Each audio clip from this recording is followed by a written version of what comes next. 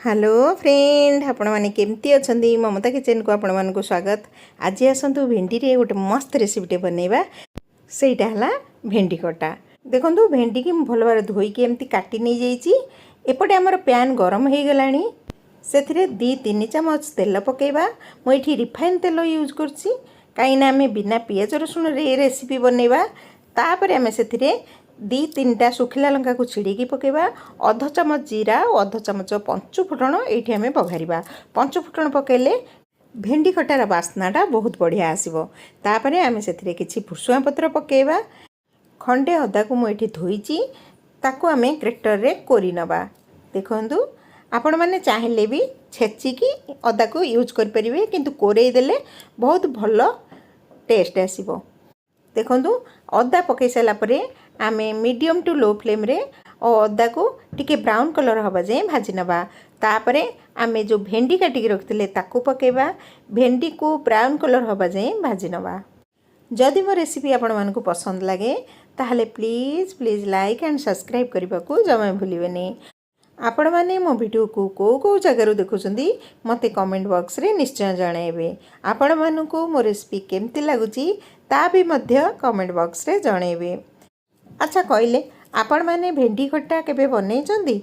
जदि बनैचंदी ताहले मते रेसिपी आपण माने केमती बनौचंदी शेयर करिवे। मु बनैबा को चेष्टा करिवि। देखंतु एपटे हमर भेंडी ब्राउन कलर हेई गलानी। तापरे आमे सेतरे किछि मसला ऐड करिबा, जेमति कि अध चामच हळदी गुंड, अध चामच लंका गुंड आउ स्वाद अनुसार लूण ताकू पकईकी भेंडी की मसला सहित मिक्स करि नबा। 1 minute medium to low flame रे मसला सहित भेंडी को भाजी नबा। देखंतु हमर भेंडी भाजी गलानी। एबे तादरे आमे पानी दबा। मु एठी 1 गिना पानी दउची। पानी देई साइला परे भल भाबरे मिक्स करि नबा। तापरे आमे सेतिरे आंबुल पकेबा। मुझे 4 पीस आंबुल पकाउची। आपण माने जदि अधिका खट्टा खाइबे ताले आउ 1 पीस कि 2 पीस आंबुल एक्स्ट्रा पकई पारिबे। तापरे आमे सेतिरे चीनी पकेबा। मुझे अध कप चीनी पकेइची।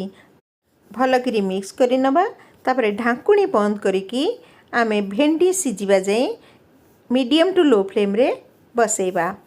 देखंतु हमर भेंडी खट्टा बसिबार 5 मिनिट ऊपर हे गलानी। एबे हम ढांकुणी खोलिकी देखिबा हमर भेंडी खट्टा केमती बनीची। देखंतु हमर भेंडी खट्टा बहुत बढ़िया यमी हेची, बहुत टेस्टी भी हेइथिबो। आपण माने वीडियो रो देखि परथिबे हमर भेंडी भी बढ़िया भाबरे सिजी जाइची। देखंतु हमर भेंडी खट्टा प्रस्तुत हे गलानी।